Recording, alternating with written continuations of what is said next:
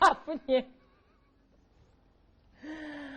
ekirabo bwe kiti kyolina okuwa omwana w'abandi ku Valentine. Twabagambye ebigambo bibe bitono nnyo, ebikolwa bibeere by'amaanyi. Muddaawo notandika okuwuuma nga generator nkwagala bulinga ng'ennyumba erimu. Okwogera oyogera siku tetuwulira bannange nakola tuba tetuwulira. Ennyumba eringa ng'erimu ennumba.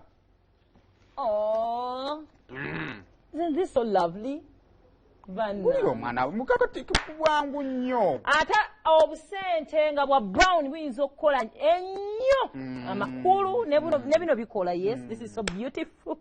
Ate butekako obwetaaneetaano. Anti n'amateeka amakakali nedda zino zentaddeko za ttaka.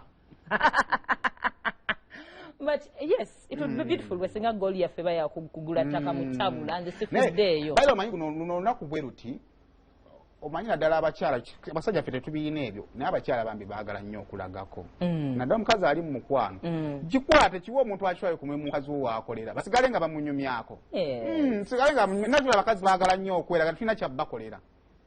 Wana wona akakwata n'okamutwaliyewo katalina ng'ejjajja nnyumiza kuva ne bana bajja alimba. Kati kakwata okateekeyo. Ekyo nakyo kiggwe. Azonga azo muwadde amateeka nti sente zange zonna nzaagala nga bwe ziri. This is so beautiful. You can think about something like this. Tekisiraba nnyo gundi alimu nnyo logiki. Kano kale kalinga kakadde ka nsimbi.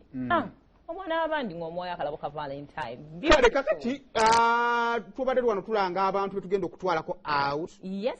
Tugenda batwala tulina abeekalangala tulina bano woteri kwefujjala ge Masaka.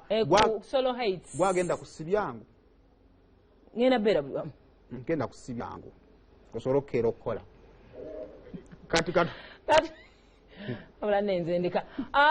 Kanyanya bali kalangala. Kanyanya aye kalangala. Bannanga abantu beekalangala abaana baffe mubatuwa. Mubaleetanga. Muleeta abaana b'olugave tetwagala bakuyire ku bizinga.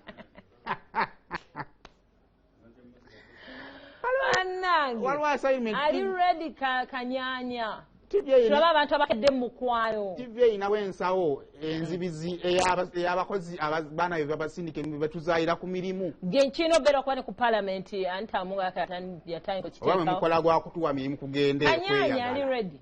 Anko Kanyanya.